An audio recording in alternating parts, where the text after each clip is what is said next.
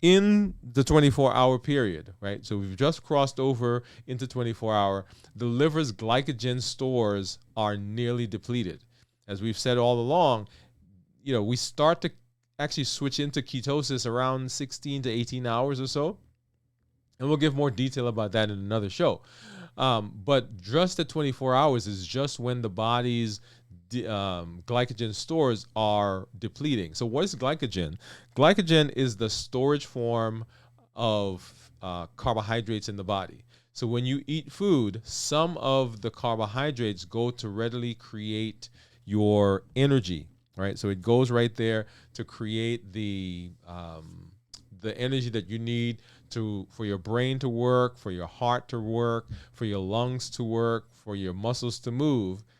And then the excess, and well, let me say not the excess because there are two excesses. So some of that gets stored in the liver.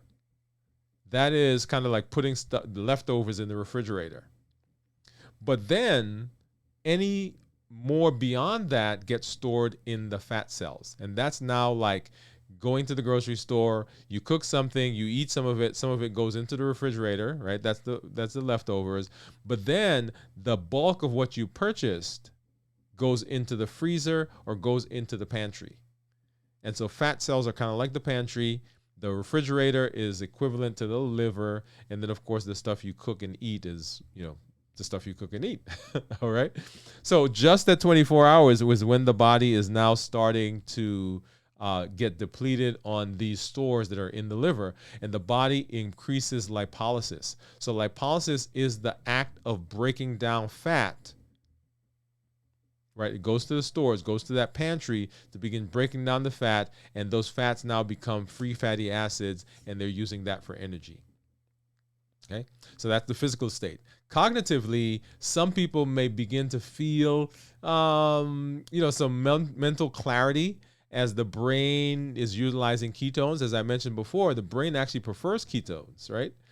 Though some people can get some mild headaches or feelings of sluggishness as this transition is happening. Because remember, your body's having to switch from using one source of energy, and it's now beginning to use another source of energy, and that is that is moving from burning carbohydrates to now burning ketones. Right, so that's it. That's at the 24-hour mark. And the interesting thing is, and people say, well, why 24 hours? Why should I do a 24-hour fast?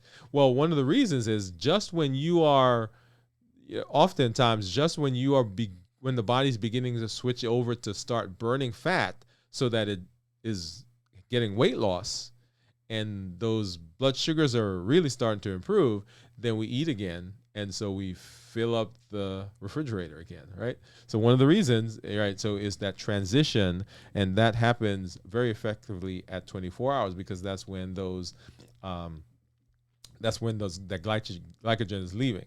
So 25 hours, right? So mild ketosis. So physically, ketone bodies are being produced, and it's being ramped up. So remember, we started 16 to 18 hours, 24 hours, those glycogen stores are being depleted, and now the body's becoming in full force saying, hey, I need to find another source, and it's switching over. So it's now ramping up this process of going to use ketones for energy as an alternative source. And cognitively, energy levels might fluctuate as the body is adapting to using ketones more efficiently. Some people can, and we'll talk about this in just a sec, some people may feel a little bit more sluggishness, right? Because we're now moving away from carbs and we're now moving in earnest to burning sugar or burning fat and burning those ketones.